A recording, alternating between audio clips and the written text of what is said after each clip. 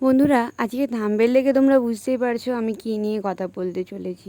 আমি আজকে না কালো প্রজাপতি সম্পর্কে বলতে চলেছি, কালো মেয়েদের সম্পর্কে কিছু কথা বলতে চলেছি। দেখো তো কালো প্রজাপতিগুলো কী মনের আনন্দে কী সুন্দর উড়ে বেড়াচ্ছে যেখানে সেখানে।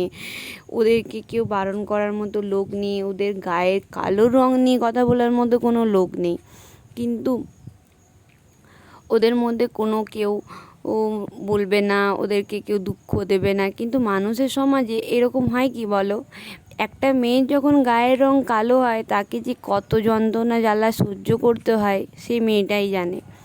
স্কুল জীবন থেকে শুরু করে বেড়ে ওঠা মানে বিয়ে অবধি, বা পায়ে যদি না দাঁড়াতে পারে সেই সময় পর্যন্ত যে কথাগুলো শুনতে হয় একটা কালো মেয়েই জানবে যে তার গায়ের রং কালো হয়ে সে যে কী অপরাধ করেছে হয়তো সেও নিজেও জানে না।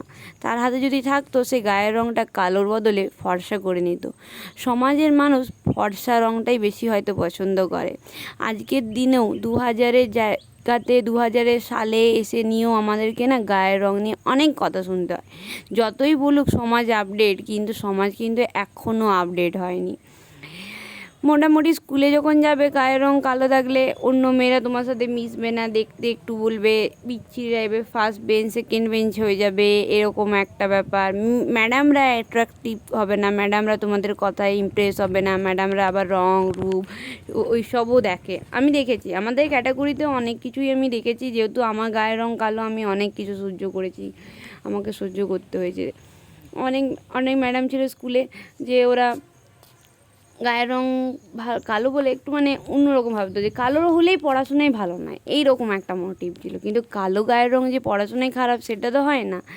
বা যখন প্রেম করার সময় আসবে তখন দেখবে গায়ের রং, বন্ধুরা যাদের একটু ফর্সা ফর্সা গায়ের রং আছে তারা দেখবে জলদি জলদি বয়ফ্রেন্ড পেয়েছে, কেন? তারা দেখতে সুন্দর, গায়ের রং কালো নয়, সেই জন্য ওদের একটা বয়ফ্রেন্ড বা একটা ভালোবাসা লাইফ একটা পাওয়া যাবে, একটা ভালোবাসার জায়গা। অন্য একটা ছেলে এসে নিয়ে তোমাকে বলে কী রং, তুমি যদি কারোকে প্রপোজ করতে যাও তখন তোমাকে বলবে যে কী রং, যে তোমার গায়ের রং কালো, কী রং, কী দেখতে যে আমি তোমাকে ভালোবাসবো, তোমার মধ্যে কী আছে, তোমার মধ্যে তো রূপটাই নেই। মানে দেখুন দেখুন বিলাসী, যে গায়ের রং কালো হলে কিন্তু দেখতেও সুন্দর হয় না। এই সমাজটাকে আমরা এইভাবে দেখেছি। আরও যখন একটু বড় হবে তখন বলবে সমাজের কয়েকটা কাকু কাকিমা, ওরা বলবে এ বাবা তোর গায়ের রং তো কালো, তুই তো পাত্র পাবি না, তুই তো পাত্র পাবি না, তোকে কেউ পছন্দ করবে না, একটু মুখচর্চা কর, রূপচর্চা কর, ফর্সা হ, কিছু দামি ক্রিম লাগা।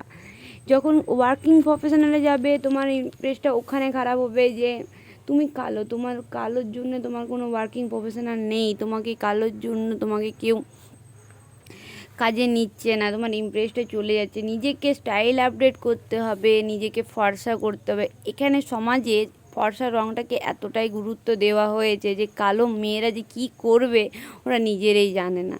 তো অনেক দুঃখ নিতে হয় মেয়েদের কালো রঙ হলে।